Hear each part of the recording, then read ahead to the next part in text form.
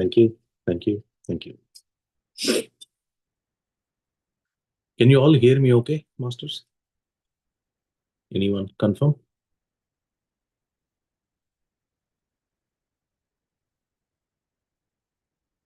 Yes, we can hear.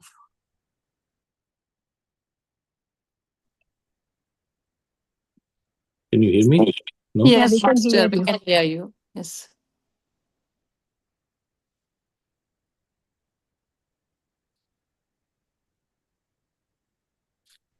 Yeah, everyone can hear, Anil. Go ahead.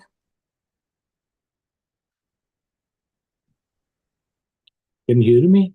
I cannot hear anybody. Okay, he said he can hear you, but I cannot hear them.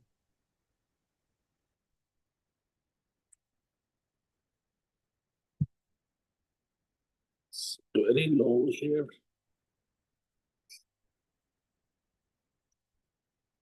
Okay, can you? Okay.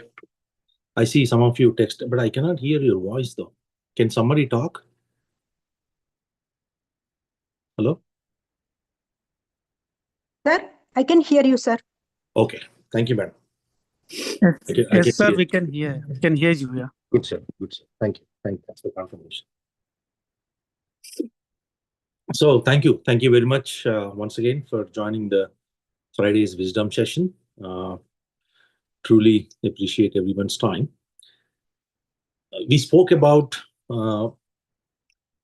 enlightenment, the concept of divine oneness, how you get there as a practice. And in that practice, how ascension will continue to happen, how you process your ascension from stage everything to stage everything, right? Materially to the highest grades of the spirituality.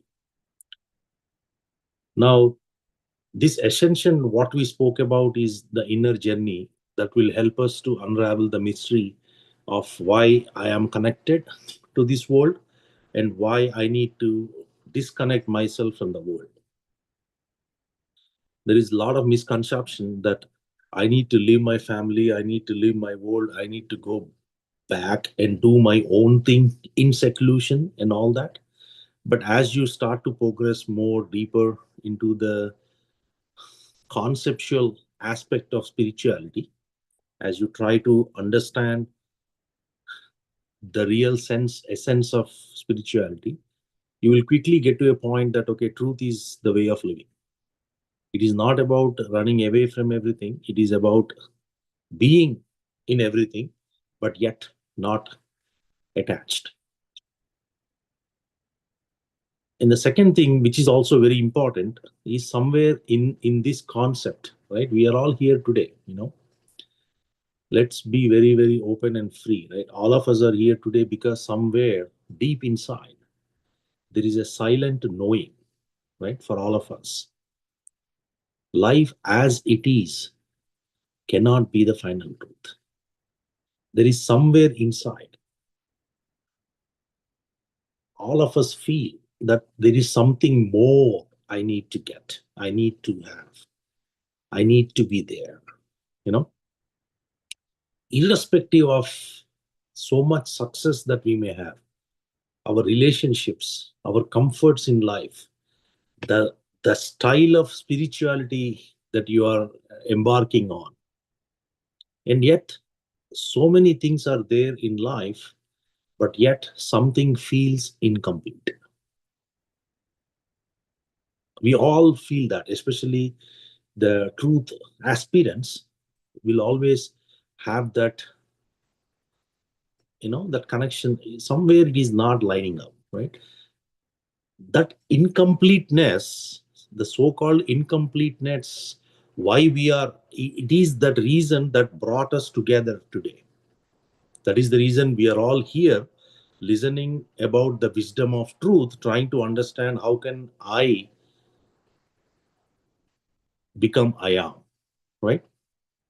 So what happens for each of us is in our own journeys, when you start to look into that incompleteness, we think that it is a problem. It is not a problem. It is a call. It is your inner call that's directing you towards your enlightenment. The answer to that call is enlightenment. But enlightenment is not something that is hidden, and it is not something very, very complex. The reason why I am not able to have that enlightenment within me is because I kept holding on. I'm thinking enlightenment is a concept, right? I'm not letting the life happen at the state it needs to happen.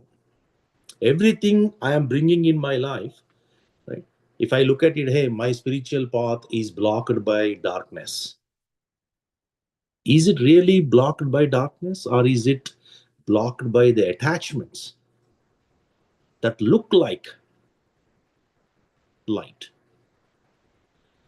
So what happens? Why is that I am not able to disconnect myself from the world? Why is that I'm not able to take this journey seriously? That's what we're going to talk about. This is very essential. What happens when I get into the deeper state of ascension is these are the things that are blocking me to get there. So we are coming from top down. We spoke about divine oneness. We understood the consciousness. We understood the process to get to that, the practices needed, and then we came through the ascension, the steps needed to get there. Now we are talking why I'm not able to stick to ascension layers, which is connection to the world, right? There are like a lot of different life traps, which is what we call, different ways of how you look at it, right? Hey, I have got my karmic baggage that I brought to this world, and that baggage contains some traps. I have to overcome that.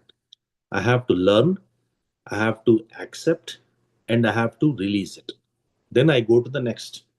So, like that, in any one's spiritual journey, these traps are there.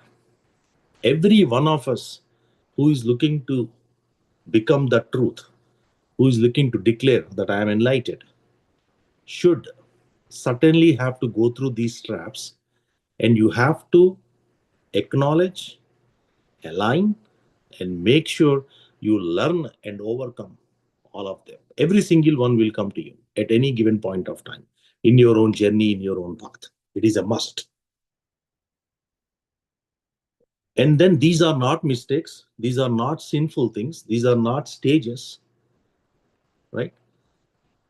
They are quietly the prisons that we create for ourselves in the name of spirituality, in the name of growth, in the name of life. This session today is not about the intellectual grasp of the subject. Today's session, we have to start to realize either I agree or I disagree. You need to observe yourself for you to come out of it.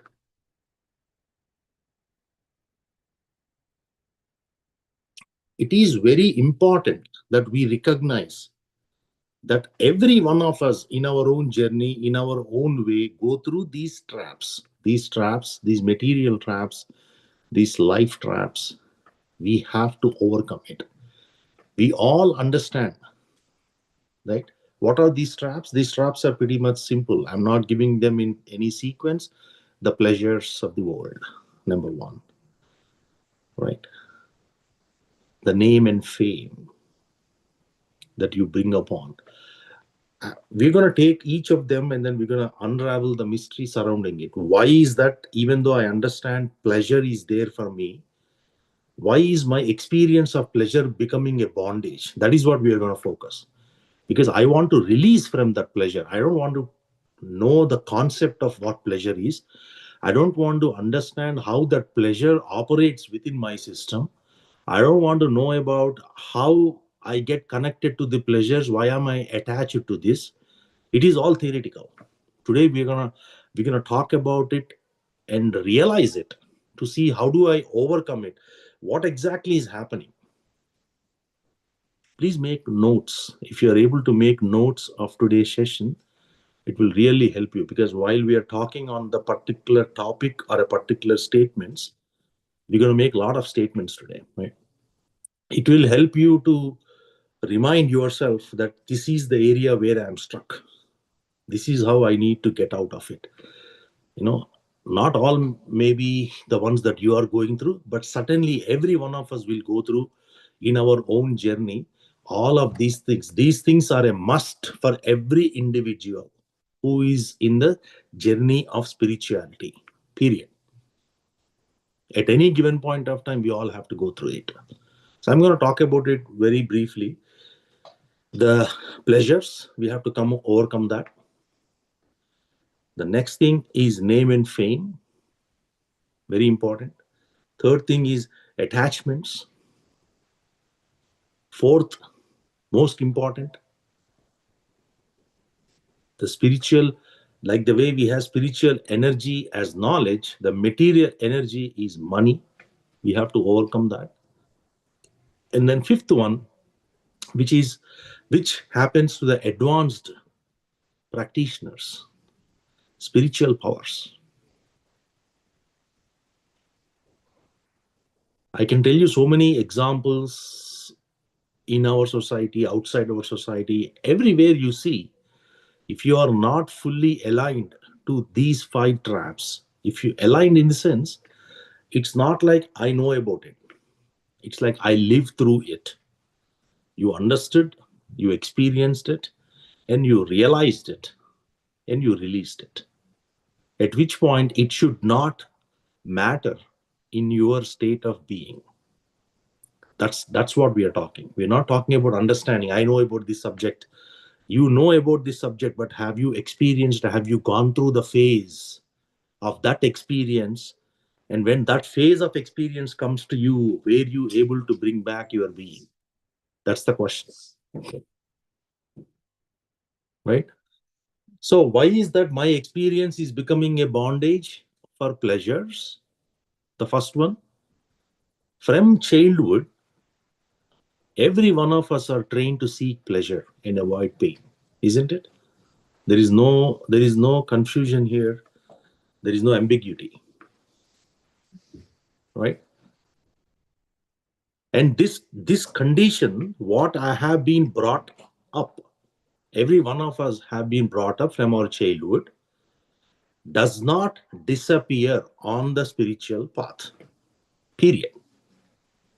We think that in the spiritual path, if I am doing this, if I get into the spiritual path, I will have no fear, I will have no pain, I will have peace, I will have happiness. No,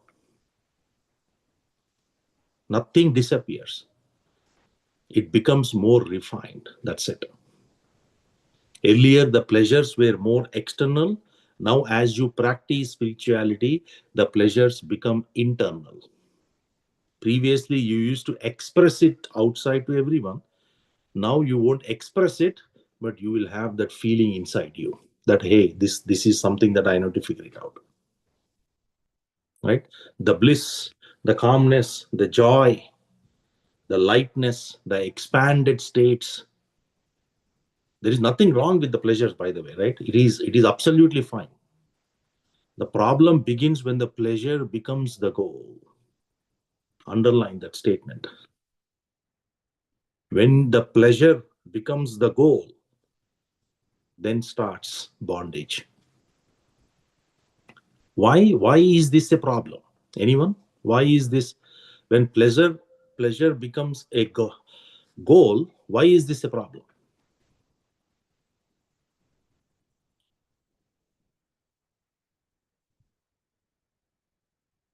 Anyone?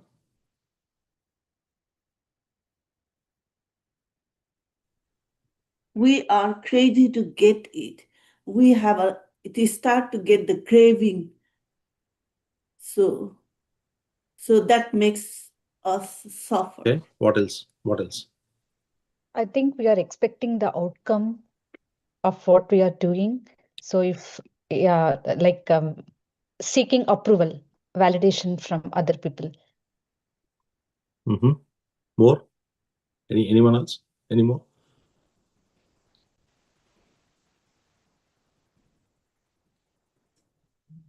Because we don't have awareness. Awareness. Without awareness. Okay. So all good, right? So I mean, if you really look at it, see pleasure, right? Every pleasure, see, when I sit in your deeper meditation, you want this, you want that, I want this, I want that, I want to go there, I want to experience this. There is, because pleasure always belongs to experience. You should underline that. Pleasure always belongs to experience. And experience always needs a beginning, a duration, and an ending. Because you start to sit in meditation, you want to experience certain thing, you got to sit for some time. And once you have that goal, then you are ending it. Is that why you are sitting in meditation to begin with? Anything that begins and ends cannot be truth. Very simple statement. Truth is everlasting. That which has a beginning, that which has an end cannot be truth. Truth is eternal. Right? So what, and then we should also go a little deeper, right? So this is where this session is going to be a little different than other sessions. Typically, these topics are talked in physical retreats, right? When you are looking for transformation, when you are looking for self-alignment, when you are looking for, toxic detoxification of your life, in those deeper subjective conversations, these are very deep subjects, right? You have to practice little bit of meditation. You have to practice little bit of mauna, the concept of silence, the inner silence. And then you have some knowledge and the wisdom and understanding of the greater spirituality in general, and your practice is working very well. You are a very conscious, mindful eating. When you have some of those things is when these topics usually get discussed, because these are very, very deep and takes time to digest and then take it forward in your practice. Because we are so tuned to the worldly life the way it is not possible for us to recognize that what you are doing is not the right thing, right? It is not easy for you to tell yourself through your ego to say, okay, I just heard about this today in this session, I'm going to go change myself. It is not that easy, right? You got to reflect on it, you got to sit on it, you got to really spend time on it for you to be able to bring that change within you. So let us talk this pleasure concept, the concept of pleasure in my body, right? In our bodies. How do I get that pleasure? Pleasure begins as a natural response to the senses. My senses are the ones seeking the pleasure, right? And then when that pleasure comes to me, my mind labels that sensation of the pleasure. My mind labels it as a very enjoyable moment. In that very particular enjoyable moment, my memory records that pleasure as a desirable act, right? What happens? Seeking gradually replaces the spontaneity that you are supposed to carry as part of your truth is no longer playing the role. You are seeking gradually the pleasure through the memory aspect, which will recall you in every now and then moment, right? What happens is repetition. When I do repeatedly 2 times, 3 times, like I'm eating something beautiful, sweet, right? 2 times to do it, third time you do it, the memory, the concept of senses and your mind, labeling it as a beautiful, enjoyable movement that goes into your memory as a desired pleasure. Now it slowly starts to replace your spontaneity, right? There is no spontaneous movement anymore for you, because whenever you go into that state, you are actually recalling. The repetitive pattern strengthens the preference of it.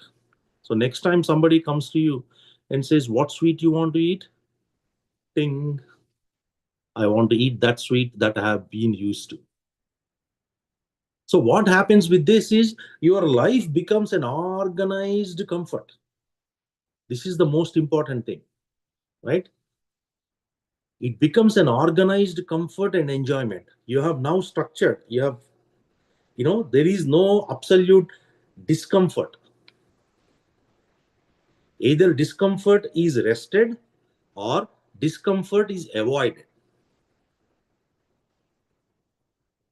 It's very important. Why pleasures have to be dealt with is because now, without knowing, without realizing, what happened now is something that I bought, I'm no longer in the discomfort for anything. Wherever I go, I always look for that comfort, because the repetitive pattern that I have got used to over a period of time. When in the spiritual path you bring that concept, what happens? Your pleasure becomes very refined. Now you say that blissful meditation state is what I am going to pursue. The silence, the inner silence that you get gradually after going into the void and the state of being, now you try to give a label to that, saying that, okay, this experience is what I am looking for. This pleasant experience is what I am looking for. That's what you call, going forward, blissfulness.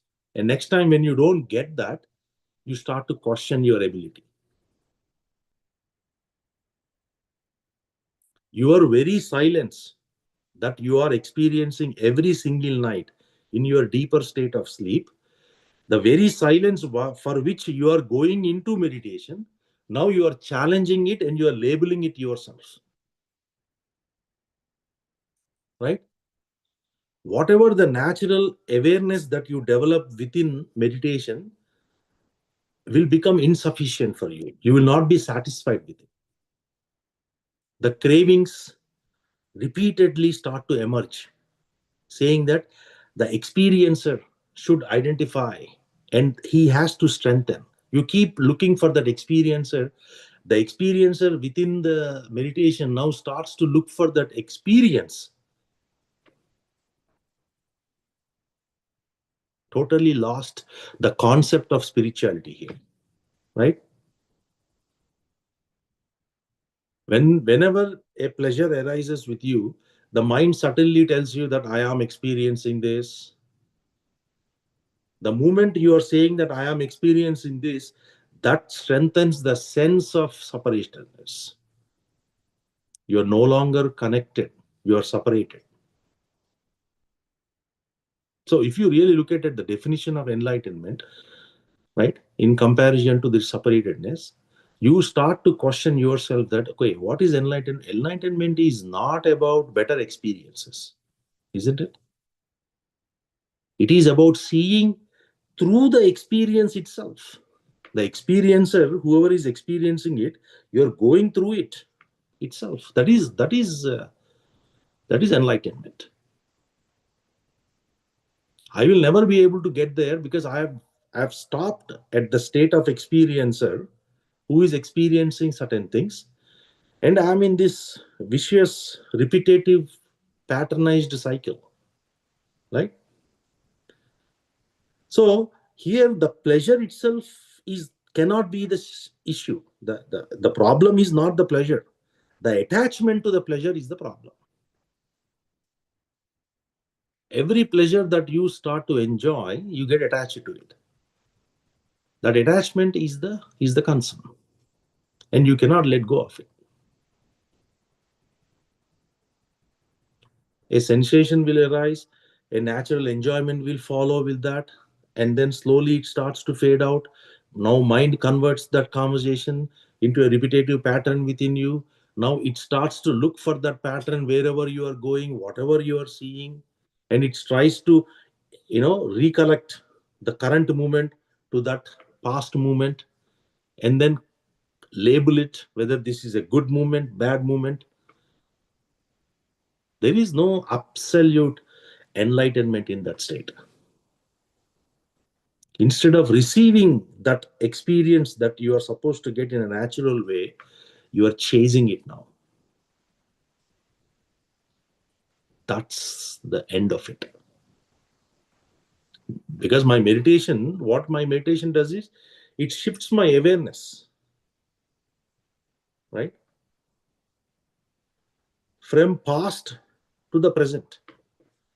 But when I'm stuck with the pleasure, I'm recreating that past in the present again and again. Like in this case, I got a blissful experience. The experiencer in meditation has experienced this blissfulness, whatever the calmness, whatever. 2 days later, you start to keep looking for it. Where is that blissfulness I got this other day? Why am I not able to bring it back again?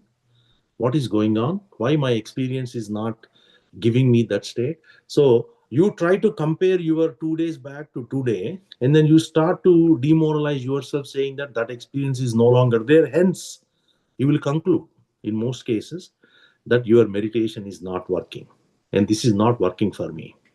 And in most cases, you will stop. It is very natural to happen. The present moment that you are supposed to enjoy, that you are supposed to live in, that you are supposed to, each of us are supposed to experience, now becomes a secondary memory aspect. Because that recalling concept has come to you. Everything you try to say, I know this, I don't know this, you divide it. You are not living the life spontaneously anymore. And the moment that satisfied pattern of repetitiveness does not come in your present moment, you will continue to dissatisfy yourself, saying that this is not working for me. So what happened? You have that expectations now. The things that you are not supposed to carry with you, now we will start to carry with us. For everything that you do, you expect. What happens when you start to expect? Your awareness gets clouded. Because your awareness, always the awareness gets clouded with anticipation, right? When you anticipate things to happen the way it is meant to happen, that's fine. But when you say anticipation that things have to happen the way it has happened to you in the past, then there is no awareness at that point. You're living through mind. So what happened? The seeker, the meditator who is sitting and who is doing or who is experiencing, no longer unknowingly, I'm not saying that it may happen knowingly, but unknowingly becomes very dependent on the state. Every state. Oh, this state, I am this, that state, I am that. In the blissful state, this is how it is. In the previous state, it is how it is. You start to associate yourself and you start to set the expectations that this is how it needs to be there and all that, right? The total clarity of mind or the purpose of meditation is long gone.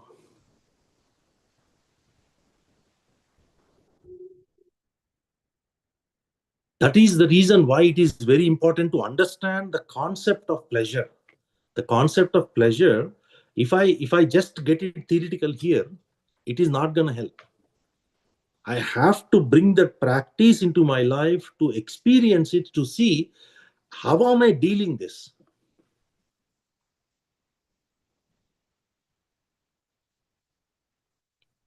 Right? What is the true peace?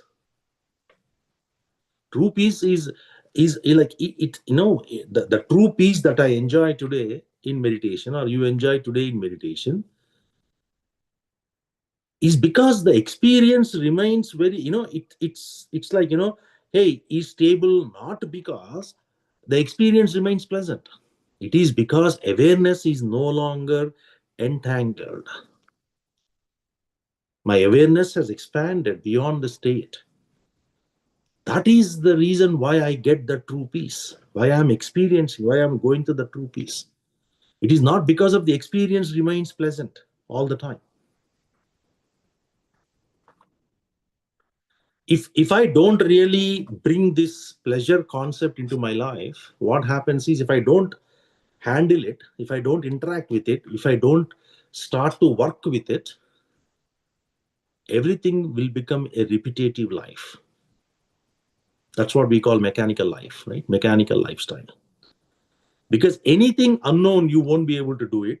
Anything known, you will not be able to enjoy it. So suffering is inevitable. You are not coming to meditation to suffer more. You are coming to meditation to get to suffering free state. And that you cannot get anytime soon, because now you have set yourself expectations. You become a good aspirant. You have so much of dissatisfaction because things are not working the way you are looking. Your mind is asking you to work based upon your patronized, repetitive memory imprints. Right? You are hoping that you will get it. You're going to start to compare life with others. Especially in the meditation practice, we compare with others. Okay, I got this 6 months back, I don't have it anymore. How is your meditation experience? Are you getting it? Oh, you are getting it, I am not getting it. Silence is no longer innocent. It is, you are measuring the silence. The present moment that you are supposed to be in, that state of being, is sacrificed, is lost for your memory. Right? So this is the reason why pleasure has to be aligned. You have to bring that pleasure into you. You have to go through that experience to understand how you are dealing with the pleasure. The pleasure is something that you can, it is not about leaving and avoiding it. It is not, see, sometimes what happens, as part of your process, somebody may tell you that, okay, I'm going to avoid doing this. No, I don't know, if I come to that restaurant, I'm going to eat more, or I'm going to eat these sweets. They're like, they make it so, I just cannot resist it. But that is not it. It is also not about avoiding it. Hey, don't make any of these things for me. I'm just going to eat A, B, C, D. That's it for eternity. No, that is not either. Right? You experience the very thing what you have in front of you, and you know exactly how much, when, where, how, what. You have absolute clarity. That's how you release the pleasures. I just gave you an example of one sweet, that you have, even in meditation, right? You may get a blissful experience one day. Next day, you may have a restless, experience. Instead of observing that restlessness, that frustrates them. So what happens is, today I got a very blissful moment. I'm enjoying it. Tomorrow, you have a very restless moment. We are supposed to observe it. Right? But when you have this concept of aspirations, expectations, and the repeated patterns that I have created, what happens is I'm going to start to get frustrated. Because yesterday I had this, why it did not happen again? So what happened now? I'm not witnessing anymore. I'm comparing between today and yesterday, and I'm chasing why my yesterday's experience is not coming to me today. That is bondage. Pleasure has quietly become a bondage for you, because whatever you have experienced the other day, you felt good, you hold on to it, and you're saying that very experience I need to get. Then the very definition of meditation is happening. Happening is now, in the present. You're supposed to witness it. Instead, you are labeling it. That is bondage. And pleasure always keeps you in time. Truth, where does truth exist? Beyond time. If I am in the pleasure, what happens? I'm trying to look, hey, today I sat 45 minutes. I have this experience. Today I'm sitting for that same 45 minutes. I'm trying to compare notes and see whether that experience is going to come to me or not. And then you say approximately around 52nd minute, I got this. Let me see if I'm going to get the same experience today at 52nd minute. Long gone. The purpose is gone. The state of being, the state of witnessing, the knowledge that you're supposed to get, and the way that you're supposed to be when you are in that meditative state, all that is gone. So the lesson for each of us, as we are truth seekers, or I shouldn't say truth seekers, I should say truth aspirants, is do not reject pleasure, number one. Do not chase it either. Let pleasure come and go. Remain as a witness. And this can only happen as you practice it. You have to be aware that I am going above and beyond. I like this, I am doing more. I do not like this, I am not doing anything. Both states have to be let go. You have to come back to neutrality, where you are looking at the pleasure as a witness, as it reminds. So again, this is a practice, right? This is not going to come to us in one show or other. Hey, one time I sat in meditation, 10 times I sat. It is a practice. Every one of us have to go through our own experience, right? The second one, which is name and fame, right? The name and fame is very, very subtle. So we call this, at least in spirituality, there is a saying called it's a return of the ego. Return of the lion ego, right? Why name and fame is important is because it appears only after you have started and you have been doing meditation, or you're doing your spiritual practices for some time, and there is some form of inner growth for you. That is when the name and fame is going to hit you. It doesn't necessarily mean it's a worldly recognition. It's not like a political recognition. It's not like you become a famous personality or not. It may appear as a respect to you. It may appear as a recognition. It may appear as a true, you become a true influencer, or you are too important in a group of events, or you have been consulted by everyone, they're asking you questions, or they're giving you more time than everyone else. It is a trap.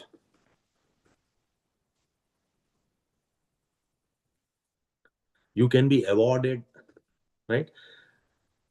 Patricia used to say this, right? When you want to test someone in spirituality, give them a award, and let's see how they behave. Give them some title. Brahmarshi, so and so. Go. Brahma Vidvat Mani. Go. Brahma Varenya. Go. Like that, right? So it is like trying to look at your ego to see how much you are carried away with the titles, the influence, the importance, people consulting you, people talking to you. When you have a session, you're going to have 200 people coming. So what? Truth is truth. Whatever the ego that was quiet as part of your inner growth returns. This is most important. Returns. You have your material clothes, you had your ego, you brought your spiritual practice. That spiritual practice has brought down the ego concept of it. But now what happens, because of the spiritual practice, you are wearing spiritual clothes. The identity now shifts from I am this body to I am a guide, I am a speaker, I am a sincere seeker, I am so and so. I am a very senior guy. I need to be respected. I am the founder, co-founder, whatnot. You name it. Not that easy to come out of it. Not that easy. It takes a lot of inner awareness to be able to come out of it. Right? Your recognition becomes as an appreciation. Praise feels like an encouragement to you. Ah, yes, somebody is praising me. Yeah, right? People validating that I learned so much from you. I heard so much from you. I have listened to your podcast. I have listened to your videos or whatnot, right? It kind of gives you that self-image. It strengthens your self-image, right? Reputation gains more importance. Hey, whenever an event happens, how many are coming? Do we have a flyer? Why is my photo so small? Why is my name not called out here?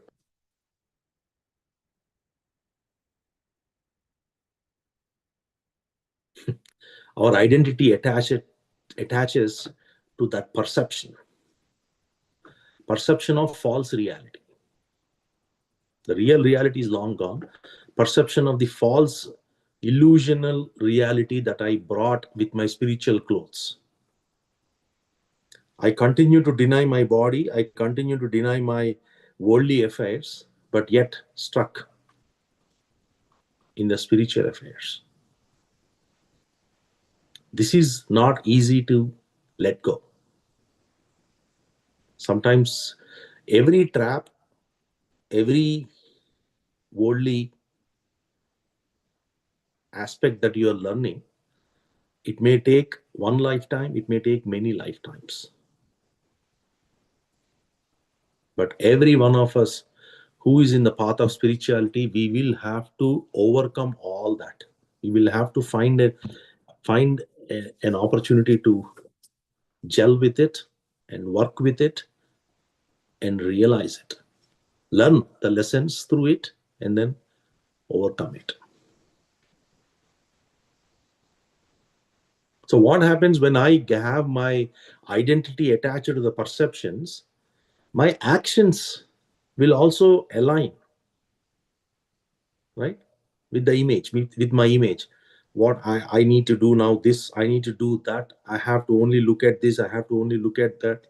So in that process, you weaken your authenticity. There is no authenticity anymore.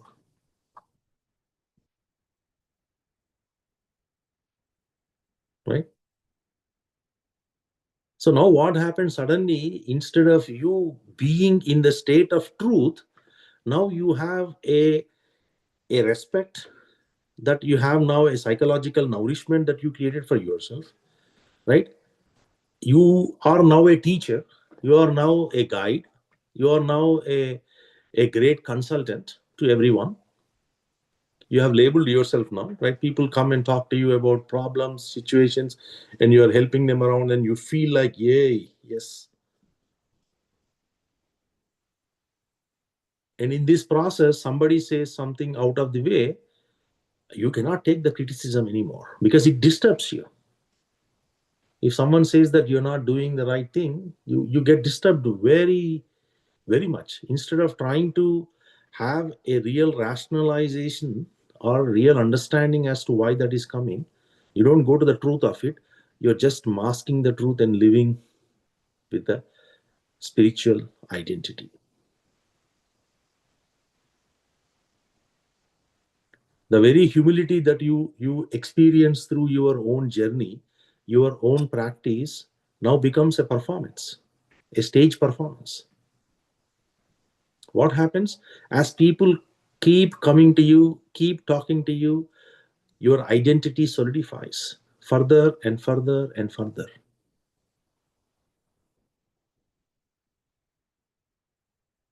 So what happened now? The illusion has gone to a point where you only see what others tell you. The core illusion, right? I lost my state of being. my state of awareness, my state of pure consciousness. Instead, I am living in the eyes and ears of everyone else.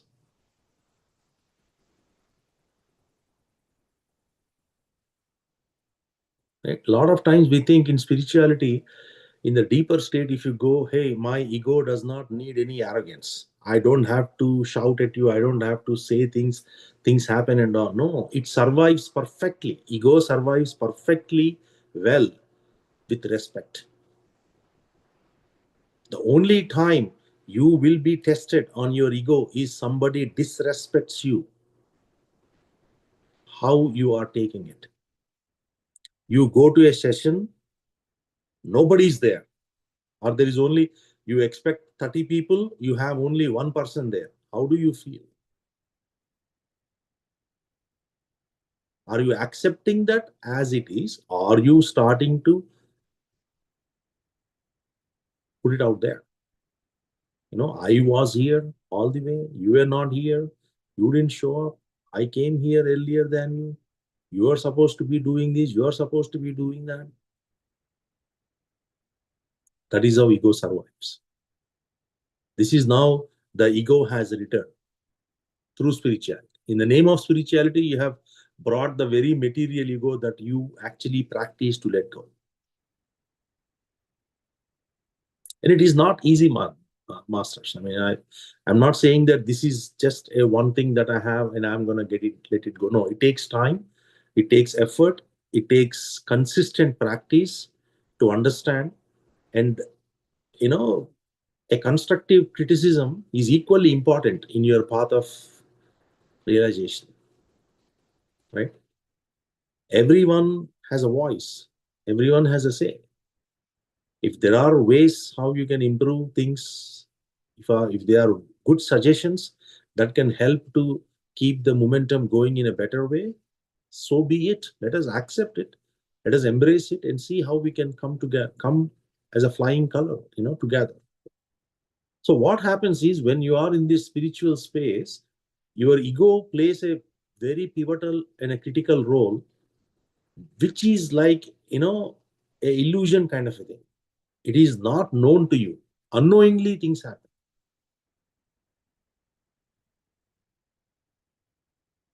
Just because you are respected in a certain sect of a community doesn't mean that that respect should be given to everywhere, right? There was this story one time back, right? I don't know, Patrisa Rangel, right? He was going and he was having a event, right? And then at that event, there were about 500 or 1,000 of them sitting. And then he spoke. He was garlanded. He was like respected like guru and all that. At the end of it, he was coming back. He did not get a seat. He was standing in a bus or in a train. He was sitting in a general compartment. You cannot shout out that, hey, I just came out from an event where 1,000 people recognize me as a guru, and here I am. You're not even giving me a seat here. I'm standing. That's your ego check right there. So it is important to keep the meter of ego in line to your greater reality. The moment you feel like you are self-worth, the moment you see yourself as worthy, purely depends on how others see you, then totally your freedom is compromised. You are no longer seeking freedom. You are no longer in the truth. Because you are living for others. That is not truth at all. So name and fame, masters, is a beautiful concept that needs to be looked upon, lived upon, and released and realized upon. Right? So, and then the other important aspect of this is it doesn't have to be, psychologically addictive to you. It is not a repetitive pattern like pleasure. Right? These things may come and go.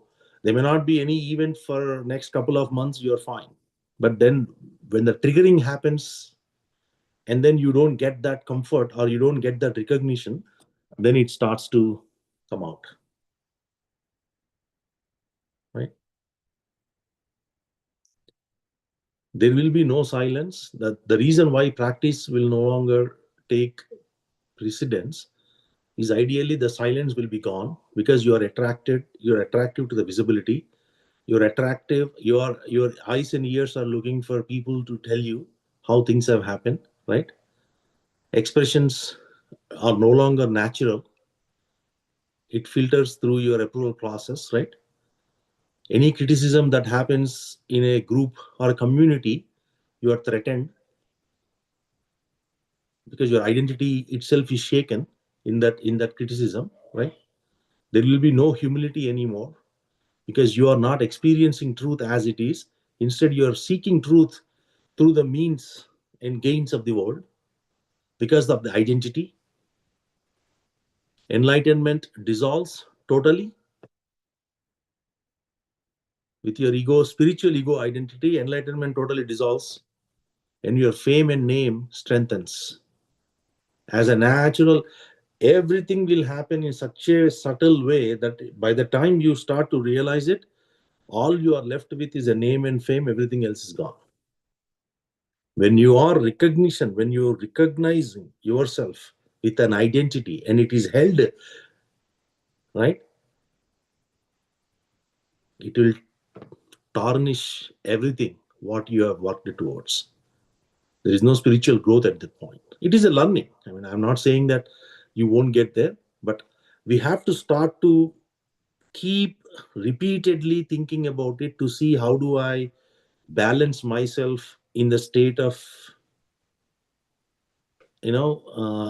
people pleasers, or when people are criticizing, how do I balance myself? When your recognition held very lightly, it passes harmlessly. When it is internalized, when you internalize, right, it becomes a golden prison for you. You cannot get out of it anymore. The concept of you thinking that I see, this is not gonna bother me, this is not gonna do this me, this is not gonna do that, all that is gone. Most of the meditation experiences, right, in our way of looking at it, right, you have experience, right, you seek, just an example, right, you share your meditation experience, everybody listens to it, they all thank you, right, they praise, okay, you have such a beautiful clarity, you have got this beautiful experience, right? What happens then?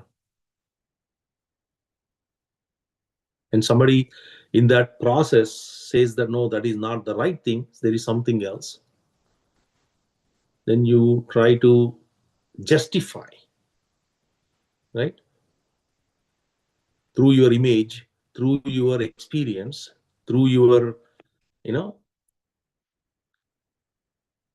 practice, you try to come back and then justify why that is the right thing to do, why it should be done that way. Silence is long gone,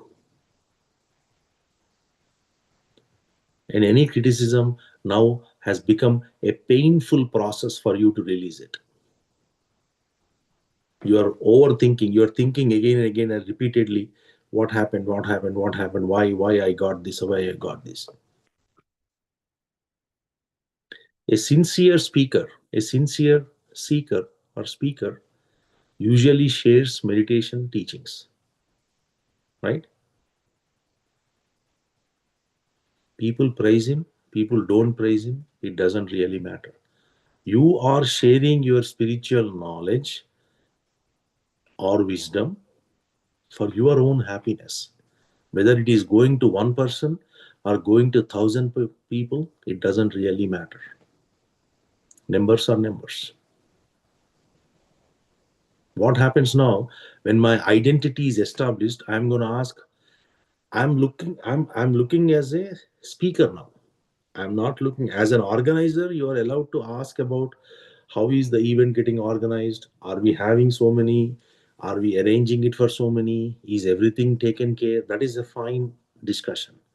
But as a speaker, if you ask these questions, how many are in attendance? What comments? What reactions? How was my speech? Did did I did I bring everything what I need to bring into the table? Okay, how do you feel? Right? It was not like a genuine thing where you are seeking people to come to you and say, hey, this was a beautiful one, but I wanted to understand more. You are getting like a lot of attention to yourself to understand. Okay, oh, today only fewer people joined. Such a disappointment. In all my sessions, typically there are hundreds of people joining these sessions. Why? So the joy of sharing is no longer there because you have dependent yourself on being seen by everyone, right? Truth does not care whether you acknowledge it or not. Only ego does. It's a very important statement. Truth does not care whether it is acknowledged, but our ego does look for that acknowledgement. Why am I seeking enlightenment? My enlightenment is for me to not to become someone. Period. There is no second question there.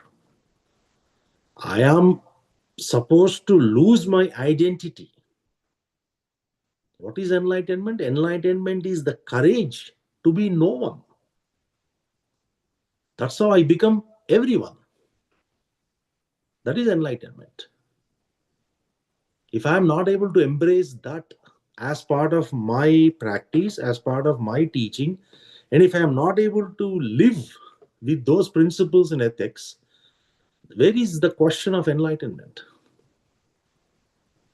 So name and fame is the most important thing that every one of us will be hit during your progression in your spiritual path, in your own journey, at your own pace, at your own time, at your own place. You will go through this. And learning is the only way to overcome that. There is no other way. You cannot fight it. You cannot avoid it. Right? You cannot shy away from it. You cannot keep it with you, hold it. You have to bring it. You have to face it. You have to learn from it. And you have to release it. That's why it's a trap, life trap. I'm gonna. So we have like three more, right? Three more. We'll talk about it in the next session. But I wanted to give opportunity to ask questions. Anyone have any questions in your own practice or any other topic? I mean, the topic that we are sharing in the last couple of weeks. I'll open it up.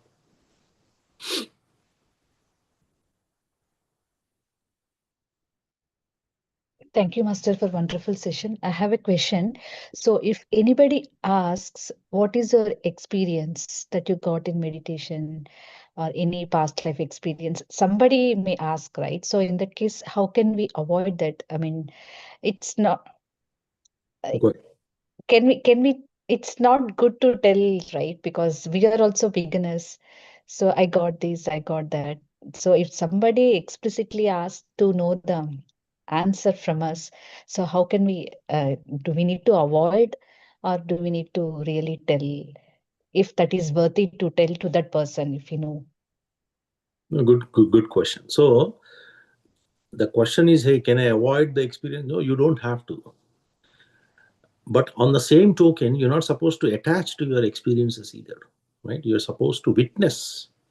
See, when you witness an experience, like you sat in meditation, you felt that you got energies, and because of that energies, you were feeling little joyful, right?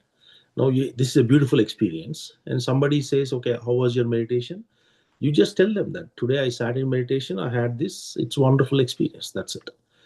What happens is typically when you try to repeat that again and again, we tend to attach to it. That attachment brings some kind of expectations, right? It creates an expectation within you that makes it a problem. So three things we should not analyze. This is what Patriji says, right? Three things. One is your life experiences. Second is your meditation experiences.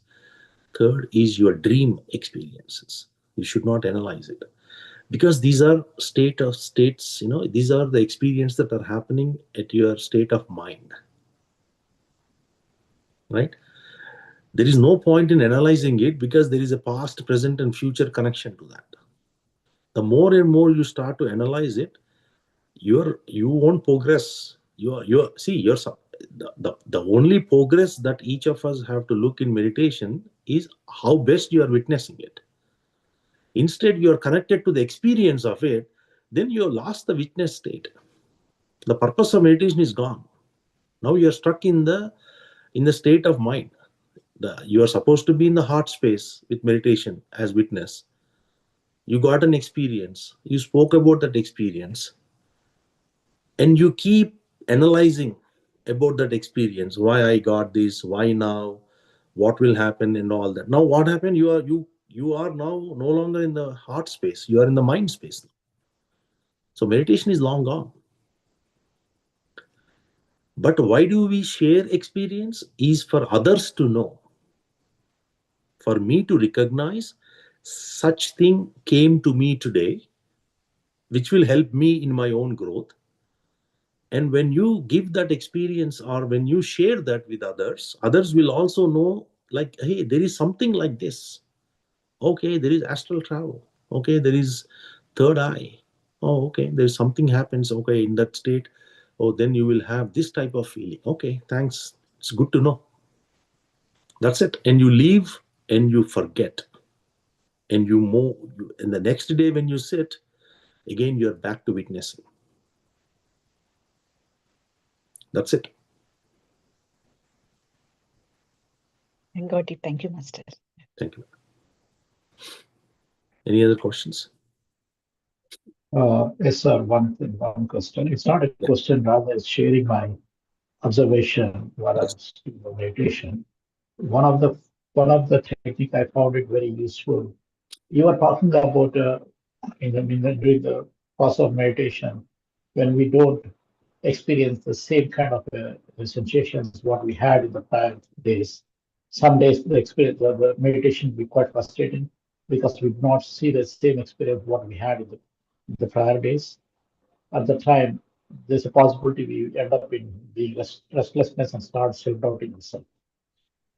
During that time, one technique I found it very useful is whenever I feel restlessness, I start observing the restlessness and I start questioning the restlessness, asking like, who is that who is feeling restlessness? And I start asking that question, who is that who is feeling restlessness? I found that that particular sensation of restlessness started losing energy. And eventually it gets better. Yeah, excellent. Yes. You see that recognizing that restlessness will release it, or bringing your awareness into it also will release it, or accepting that it's all part of the big picture will also release it. Giving the love that it needs with surrenderness will also release it. Absolutely.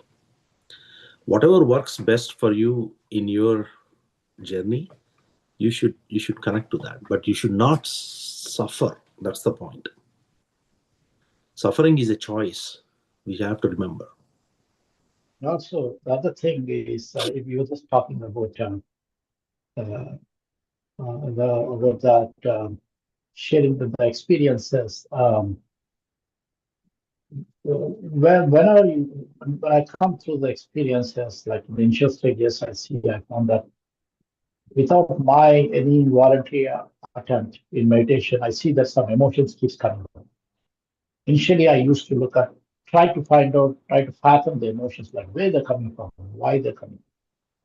Later, I realized that it doesn't make sense because it's what I found is there's no point in finding out the source from where this emotion is coming, rather than just letting the emotion go and allow the cleansing process to take place is more important than trying to find out the source of emotion. Is that right, sir? It is right, sir. It is right. I mean, I think See, see, I'll give an example. Right? Stress comes to you as part of that unknown process within you in the mental space, then slowly gets into the emotional space, and that emotion that is not corrected over a period of time comes out in the physical state, right? So if you are able to tackle that at the thought level, which is the beauty, if you are able to do so, but you have not recognized, I don't have that awareness, at least when the emotion is coming, we are able to recognize it, you are able to slow it down, or you're able to completely eradicate it. But we ignore it. Emotions are very important part of our life, right? Because they help us to, it's a energy in motion. So wherever you are, whatever emotion you're going through, you're gonna send the energy towards that. So if you continuously feel a repetitive emotion like stress, it is gonna physically come out with blocks. And that's what is, the so-called blood pressure, the diabetes and all that sugar, everything is because of that stress, that inner, you're not able to emotionally manage it well. So yes, absolutely. Thank you. Thank you. So the sessions today, right, is all about practical, right? So you have to also align the topics to your own practice, and then say where your gaps are and work towards it. That's the real beauty of these sessions. These sessions are not meant for us to sit as a concept, right? These are not a theoretical sessions. These are more retreat, like I said, right? Retreat sessions where you're practically going through it. You're saying that, okay, how am I gonna, I want to eat so and so. Now that got implanted in you. How do you go through that process till the point where you are releasing it out of your system through your realization? So you have to reflect when somebody is, hey, not happy the way things are happening to you. Somebody is like, coming to you and challenging your identity, challenging you, saying that I don't like it. In work, you go through these challenges all the time, right? You got to create yourself different opportunities where in your daily life, how are you when your boss is coming to you and then he's saying that, stop everything what you're doing, I need you to work on this, I need this in next 1 hour, you're supposed to give me 1 week back. Are you trying to put a victim card, or trying to be a excuse guy, or are you trying to take the opportunity and then say, okay, how is my awareness here? Am I taking his criticism in a very serious way, or I'm trying to? So all these are life examples. That's why these are life traps. Without you, we may sit here and talk for hours. We may all sit and do meditation for hours. If you are not able to face the reality through this learning, everything is questioned for you. Because your pass or fail for you, you will only know when you face that situation in your daily life. So it is absolutely important that you have questions. You connect these topics to your life, your practice, your way of inner journey. Then you should get questions. If you're not getting it, the only time you don't get it is you have overcome this and you're enlightened, or you're not there yet. Right? Most of the meditators, at some point, you probably would have faced one of these traps because you are spiritually in a higher state compared to others. Right? So, in the soul journey, I meant. So think about it. Next week when we meet, please do come with some questions. Please do reflect upon today's discussion, and then listen to the YouTube. There will be a YouTube recording on this. So listen to the YouTube. Try to get more insights and connect yourself to that. And if you have like 2, 3, or 4 questions, right? Either you can send it to me ahead, or you can talk here, right? So whatever works for us, right? Then if no questions, It's about 10:30, getting close there. So let's call it a night. We'll see you all next week with the reminder of 3 of them. All right. A wonderful evening. Thank you, Thank sir. you. Take care. Thank you so much. Good night. Thank you very much. Have a wonderful evening. Take care. Bye-bye. Good night. Thank you, sir.